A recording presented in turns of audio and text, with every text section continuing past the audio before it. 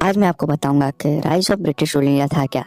ये कहानी है उस समय की जब इंडिया अपने इकोनॉमी, कल्चरल और रिलीजन की वजह से उस पोजीशन पर पहुंच चुका था जिस पोजीशन पर और कोई भी कंट्री नहीं थी। और उस समय इंडिया ने अपने पावर को बहुत ही ज़्यादा सही तरीके से इंजॉय किया और इसी की वजह से इंडिया के रिलीजन्स, इकोनॉमी और कल्चर की वजह से जो दूसरी कंट्री के लोग थे वो भी इंडिया में आकर रहने लगे। लेकिन हमें क्या पता था कि हमें लूटने लगेंगे। इंडिया की इकोनॉमी को देखकर जो ब्रिटिश थे वो यहाँ पर आने लगे और यहाँ पर उन्होंने अपना पहला ट्रेड सेंटर कोलकाता से स्टार्ट किया और वो यहाँ पर ही बिजनेस करने लगे। और यहाँ पर बिजनेस करने का परमिशन भी किसने दिया?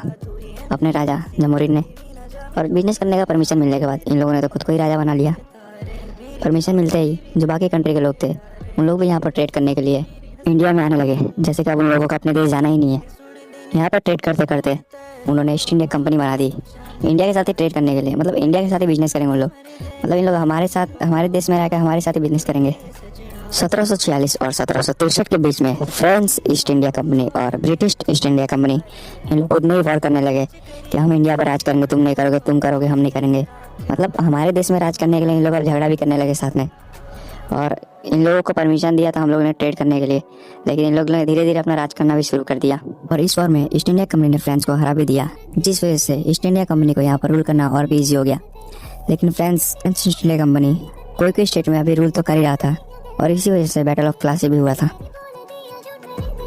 क्योंकि ब्रिटिश ईस्ट इंडिया कंपनी ने बिना परमिशन के कोलकाता में अपना किला भी बना लिया, यानी महल भी बना लिया था अपना वहाँ पर रहने के लिए। वहाँ पर रूल कर रहे थे तो उन लोगों ने अपना महल भी बना लिया।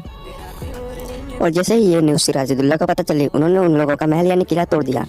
और ये न्यूज़ जैसे ही आर्मी चीफ, ब्रिटिश के आर्मी चीफ जो थे रॉबर्ट कैल्विन, उनको पता चली तो उन्होंने अपनी आर्मी सेना भेजकर और भेजा, क्योंकि उन लोगों के साथ युद्ध करने के लिए, सिराजुद्दौला के साथ युद्ध करने के लिए।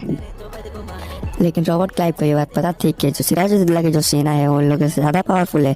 तो यहाँ पर उसने अपना दिमाग लगाया और जो सिराजुद्दौला के जो आर्मी चीफ के मेन लीडर्स थे उनको मीर कासिम और मीर जाफर दोनों को अपने टीम में ले लिया, मतलब अपने साइड कर लिया कि जब भी मैं युद्ध करूँगा तो उन लोग मेरे साइड से लड़ना, उसके साइड से मत लड़ना।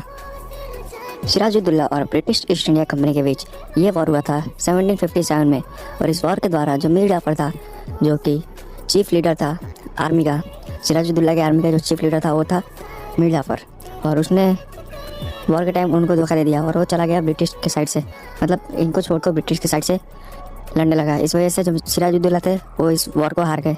और ये वॉर को हारने के बाद British east India company Kolkata और बंगाल पर अपना रूल करने लगी।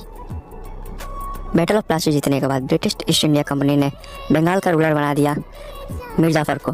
और मीर जाफर जो था वो इन लोगों के अगेंस्ट हो गया, इन लोगों को सपोर्ट नहीं कर रहा था। जो इन लोगों को प्रोटेक्शन चाहिए थे ब्रिटिशर्स को, वो ये सपोर्ट नहीं कर रहा था, इन लोगों को प्रोटेक्शन भी नहीं दे रहा था। इस वजह से इन लोगों ने मीर जाफर को हटाकर मीर कासिम को बंगाल का किंग बना दिया।